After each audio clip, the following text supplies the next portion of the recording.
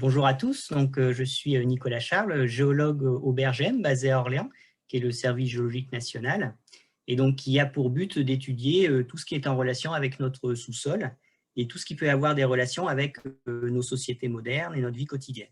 Et donc le Bergem participe normalement chaque année à un échange avec différents organismes sous la houlette de l'Esprit Sorcier. Donc ça se passe à Paris normalement, au Halles, où on a un plateau avec des journalistes et un public présent et on discute, on échange directement. Donc cette année, effectivement, c'était assez particulier vu la crise sanitaire. Donc on a dû s'arranger pour faire de la médiation sur de nouvelles plateformes, cette fois-ci numériques, où là, tout était en ligne. C'était sur une chaîne YouTube avec une émission quotidienne d'environ 1 heure et demie, où on reprenait le même système, c'est-à-dire qu'on interviewait différents scientifiques.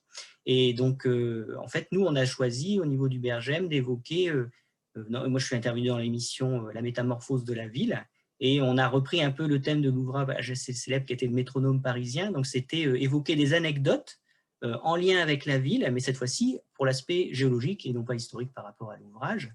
Et donc, du coup, c'est en ligne, donc ça nécessite un travail en amont avec l'équipe d'analyse de l'Esprit Sorcier. Donc, on a eu différents échanges avec les intervenants. Et donc, on a défini un quiz, en fait, qui était posé comme question avec un genre de sous-duplex avec des élèves du secondaire, où on avait, je ne sais plus, 4 ou 5 questions environ, qui permettaient d'aborder différentes notions de la géologie dans la vie quotidienne, mais sous l'angle d'éléments que les gens peuvent connaître dans leur vie quotidienne, mais dont ils ne se seraient pas posé la question de la relation qu'il pourrait y avoir avec le métier de géologue. Donc, par exemple, il y avait la question quel âge a Notre-Dame de Paris?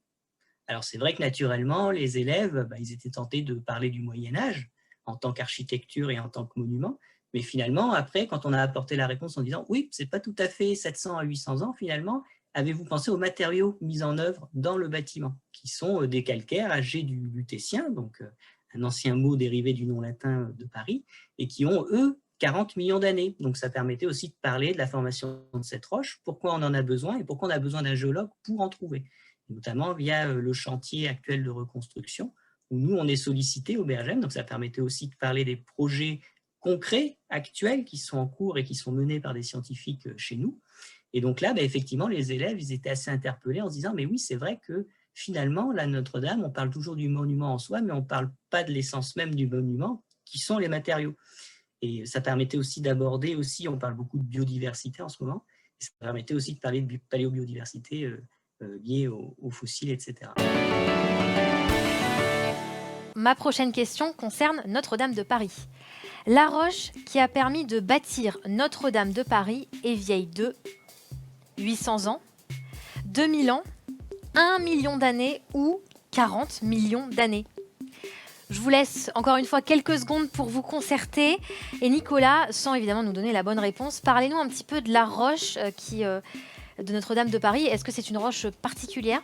Ils m'ont d'ailleurs prêté une roche prélevée sur Notre-Dame, justement, qui est cette fameuse pierre du Lutétien, dont on va connaître l'âge dans pas longtemps, là où vous voyez quelques fossiles, puisque c'est un calcaire. Hein.